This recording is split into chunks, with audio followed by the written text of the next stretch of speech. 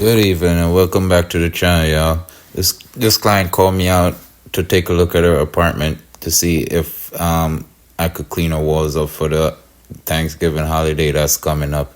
And these are the areas that she wanted me to look at because these are the worst. And it's a corner bead and another spot right here underneath the outlet. That's not so bad, but if you can see the chair that's there, like put an indent in the wall, so that's gonna have to be filled out. And there's another spot down the hallway. There's just two little chips, like just a little scuff mark. This is not so bad, you know what I mean? It's just a paint stripping. So all I gotta do is take off the excess that's already flaking off and go ahead and give that a skim coat. But I'm gonna show you what I'm talking about.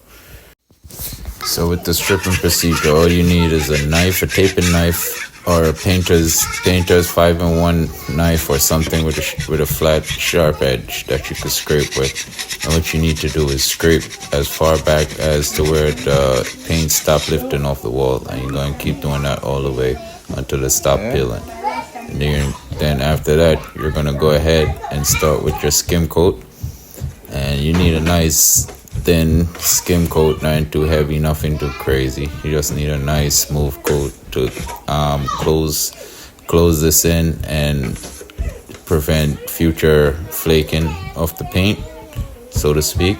So that's what you're gonna do, and you always make sure anytime you put compound or plaster on the wall, you cut the edges so that it will be easier when it's dry to sand, and give it a nice light sand, and you won't have to break your back to sand anything. So that's what you're doing right here. You give it a nice coat.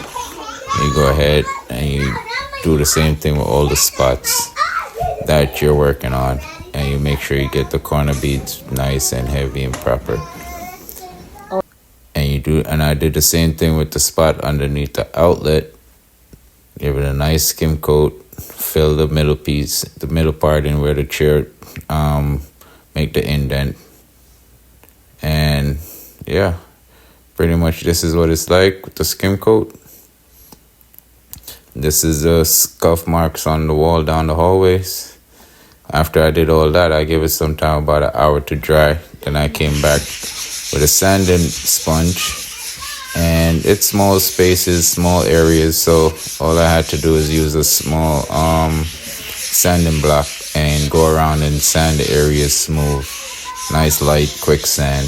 Make sure there's no snots or boogers or whatever you want to call it build up after the plaster is dry. And those are plaster terms, by the way. Snots, boogers,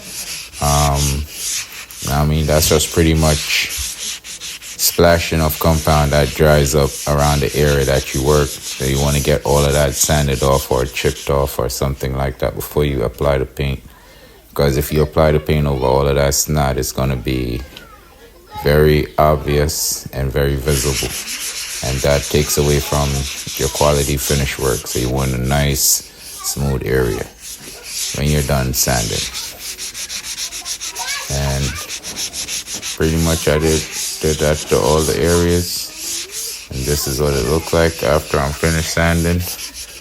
Pretty much I make sure I get a good sanding in both sides of the corner bead. And this is pretty much what it is when it's wet. I just applied the paint just now. It's very difficult to be painting and videoing at the same time, so this is pretty much what the areas is like. Please don't forget to like and subscribe to the channel. Hit the notification for new contents, and give me a rating from 1 to 10 what you think.